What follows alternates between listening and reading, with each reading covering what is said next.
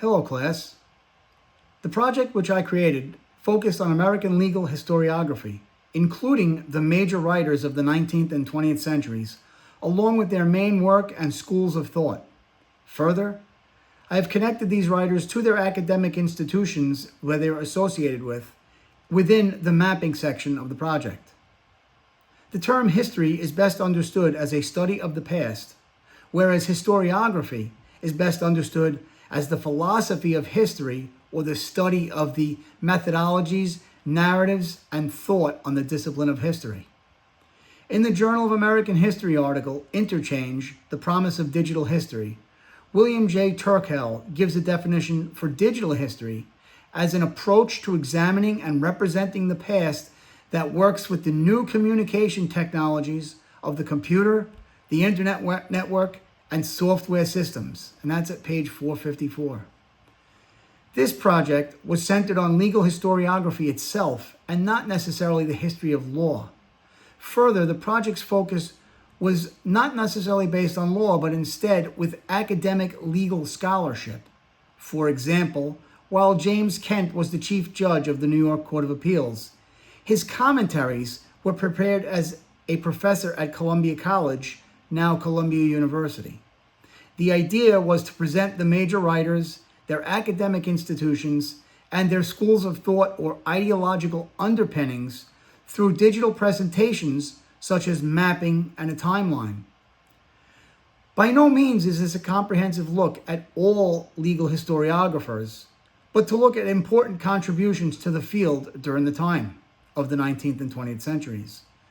The authors are presented both by a historiographical map as well as a timeline.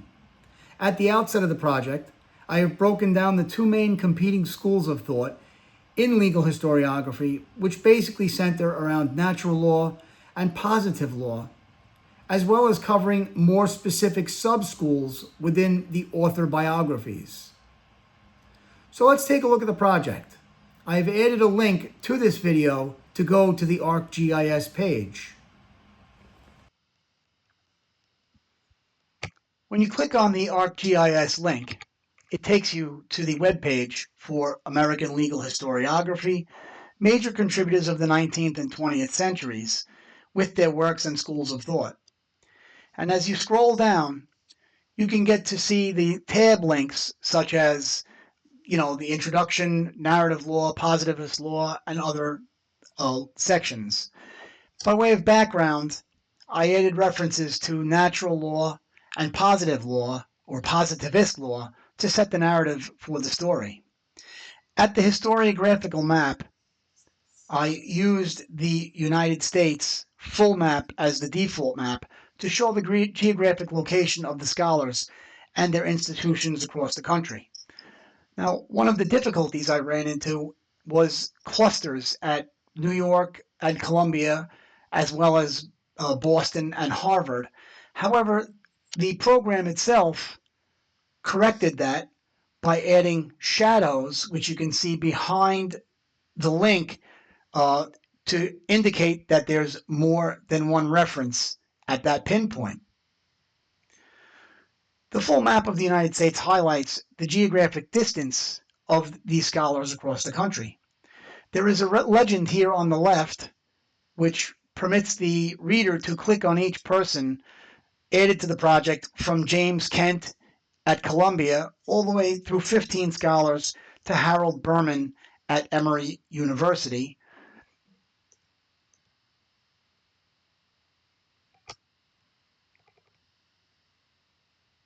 Using Thomas Cooley as an example, you can click on Cooley's name and it brings you to Cooley's biography. And you can scroll down through the biography and see the work that he created, a treatise on constitutional limitations, and I gave the publication information. I also, in order to provide a uniform and consistent context, I used Wikipedia as a basic biographical background for each author, and you can link to Wikipedia to get further information about that person. But I also attempted to add a link to connect the person to their school as well as their school of thought. And for example, with Cooley, you can you can go directly to the University of Michigan Law School history page. Now, after the mapping project, you can continue to scroll down, and at that point, you'll see the timeline, and I used the Google timeline to fill in the information. So here, when you look at the individuals, you'll see James Kent as natural law and formalism, and again, using Cooley as a transitionary figure, Cooley transitions from natural law and shifts towards positivist law, and that's kind of captured in each one of these backgrounds. After the timeline, I added a gallery, and the gallery was simply to, give a picture of each of these individuals and then as a collective for the project.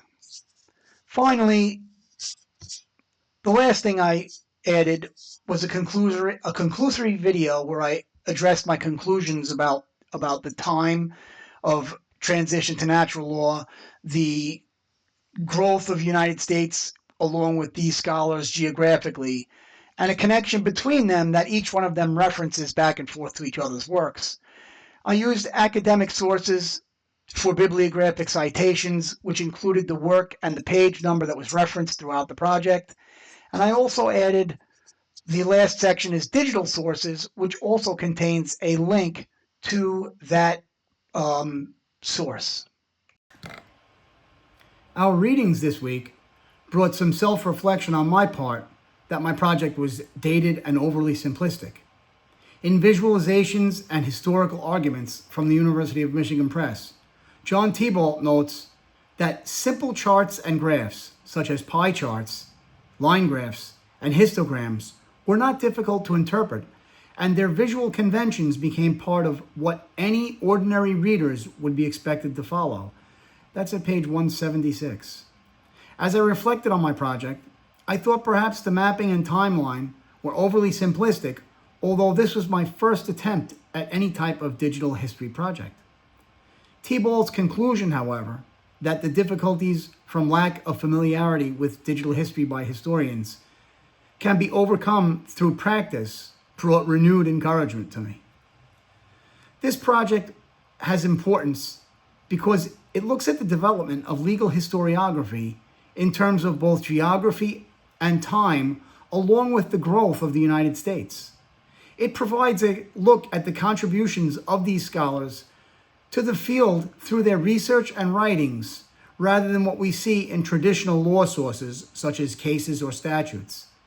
Each of these figures contributed to that development and captured a school of thought or philosophy of law for different times and generations. The project also provides a good overview of how legal philosophy grew, but also how it grew from previous generations. In the conclusion, 3 points are made that I hope you'll take from this project. Location: as the United States expanded, legal scholars arose in other parts of the country. However, the Northeast remains a key location for legal historiography. Time: as time has passed, law transitioned from natural law to positivist law viewpoints. However, there is some shift back to natural law in the current historiography.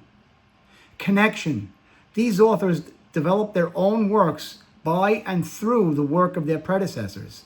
As the debate between natural law and positivist law continues, each side has taken account of the other to come to their conclusions. Thank you very much for watching.